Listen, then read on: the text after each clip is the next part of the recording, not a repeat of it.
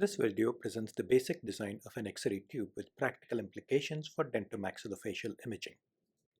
This is a typical wall-mounted dental X-ray unit.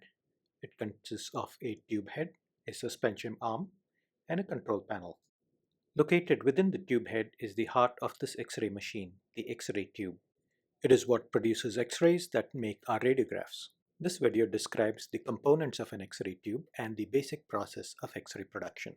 Now let's take a closer look at the X-ray tube. It consists of an evacuated glass tube with a cathode and an anode. The cathode consists of a filament embedded in a molybdenum cup, and the anode consists of a tungsten target embedded in a copper stem. The process of making X-rays is conceptually simple. You heat the filament to liberate electrons. Focusing cup is negatively charged relative to the electrons and electrostatically repels them into a cloud adjacent to the filament. Next step is to apply a high potential difference across the cathode and the anode. For dental imaging, this is typically 60 to 70 kilovolts, 60 to 70,000 volts. For CT imaging, it can be much higher, as high as 150 kilovolts. This high potential difference accelerates the electrons towards the anode, providing them with kinetic energy. As the electrons collide with the target, that kinetic energy is converted into X-rays and heat. Less than 1% X-rays and more than 99% heat. So let's review the components again. The cathode consists of a tungsten filament to liberate electrons, and the focusing cup gathers the electrons into a cloud. The anode has a tungsten target where X-rays are created and a copper stem to dissipate the tremendous amount of heat that is generated during this process.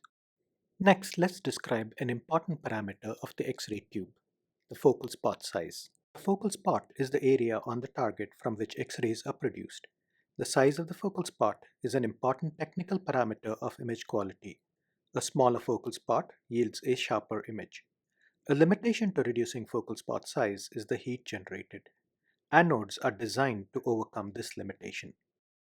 The X-ray tube is surrounded by a lead housing with an opening to allow the exit of the useful beam.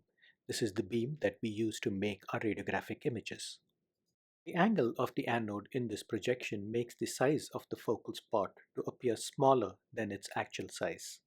Note that as we change the angle of the anode, the apparent size of the focal spot will change, even though the area over which X-rays were produced remains the same.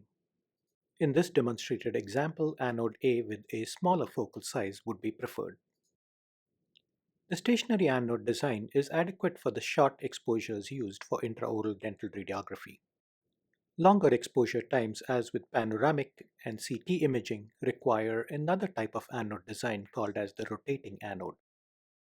In this design, the tungsten target is in the form of a beveled disc that rotates during the period of X-ray production. As a result, the electrons strike successive areas of the target disk, distributing the heat over the entire disk. However, at any given time, X-rays are produced from a small spot on the target.